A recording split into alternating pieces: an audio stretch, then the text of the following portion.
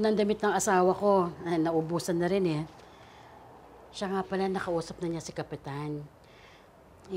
Friend, hindi daw ganun kadali yung makakuha ng sariling abogado sa PAW. Tsaka, pila-pila daw pala yung mga humihingi ng tulong eh. Pero susubukan pa nila. Ibig sabihin, hindi pa makakauwi ang mga anak ko. Remy, hindi ko mapapatawad ang sarili ko kapag may nangyaring masama sa kanila. Bakit ba naman ngayon pa kasi ako nagkaganito? Friend, huwag mo namang sisihin ang sarili mo. Baka kung mapano ka niyan. Alam mo, kung mahati ko nga din ang katawan ko ginawa ko na. Yung kalahati nasa presinto. Hindi naman yun pwede dahil mas kailangan mo ko dito dahil sa kalagayan mo. Friend, lalo lang akong nahihirapan na hindi ko alam ang nangyayari sa mga anak ko. Napakabata pa nila para maranasan ng ganito.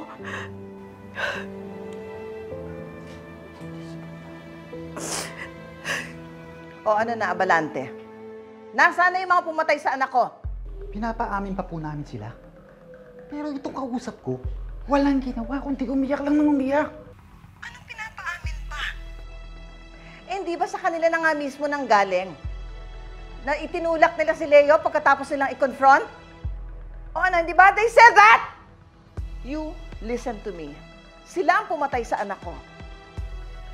At pagka natakasan kayo ng mga yan, I will make sure na lahat kayo mananagot dyan! Naintindihan mo ako? Hindi po namin sila pwedeng patagalin dito. Mga may lukurti edad pa po sila. Sinamahan lang po sila ng tiyahin nila dito kanina. Tsaka, baka po hinaharap na sila ng mga magulang nila. Kasalanan nila. Nag-anak-anak sila ng mga mamamatay tao. Dapat nga pati sila ikulong rin. Stupid.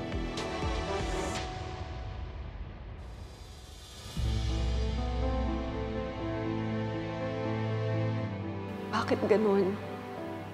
Mabubuting tao naman ang mga anak ko. Hindi kami nagrereklamo sa kung anong meron lang kami. At kahit nawalan sila ng tatay, hindi sila nagrebelde. Naging mabuti pa rin silang anak at tagasunod mo. Pero bakit hinayaan mo kaming mahirapan ng ganito? Hindi mamamatay tao ang mga anak ko. Hindi.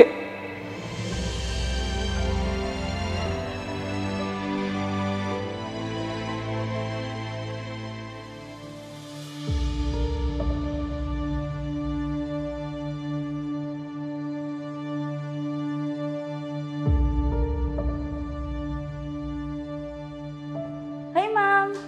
Lumabas po kayo? Hello, nurse! Oo, lumabas ako.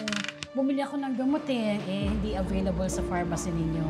Ay, saan po? Doon sa may kanto? Tama, oo, doon. Tsaka mas mura kasi yung gamot doon kaya doon lang ako bumili. O sige na ha, puntahan ko muna yung kaibigan ko. Sige Ingat po. ka! Okay po.